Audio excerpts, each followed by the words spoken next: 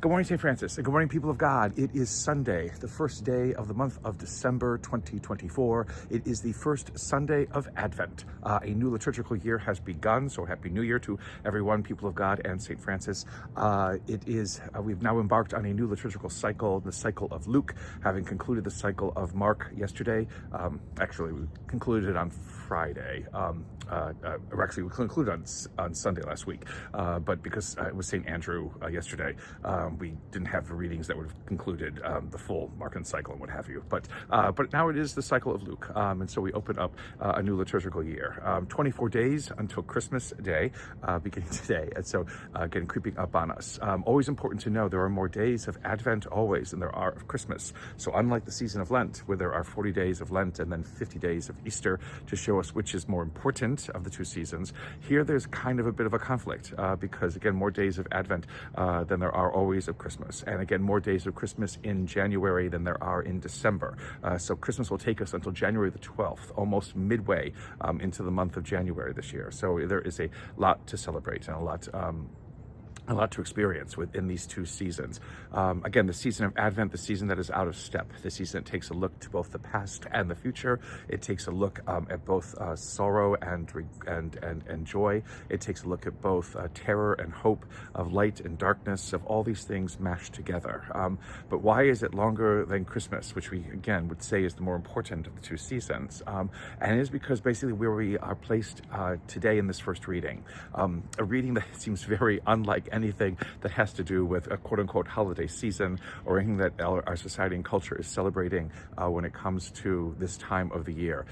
It is a reading about the end of time, about the end of the world, the sun and the moon being darkened, stars falling from the sky, everything being shaken, and people running around in chaos and fright and everything else like that. Everything that you would see in a great end of the world movie that Hollywood might produce. And yet, what Jesus says at this passage from Luke's Gospel, again, this is Luke chapter 21, so we don't even begin at the beginning of Luke's Gospel when we begin with Advent.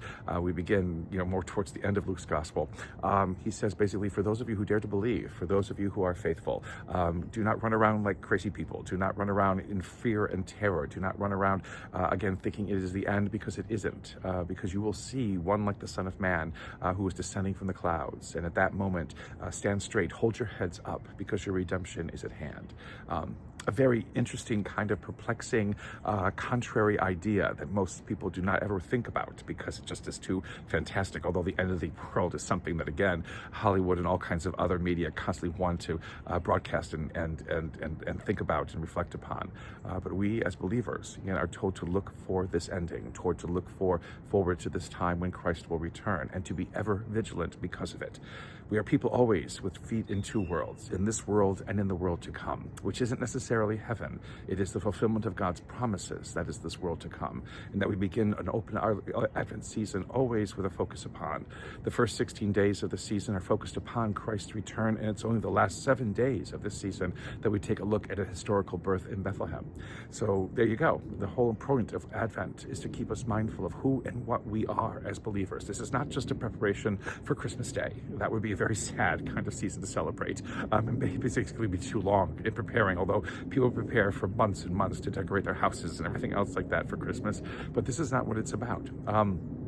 It is about making sure that we are ever vigilant and aware, again, that our lives are built for something more. Even as wonderful and beautiful as this world is, something wonderful and beautiful comes to fulfill it.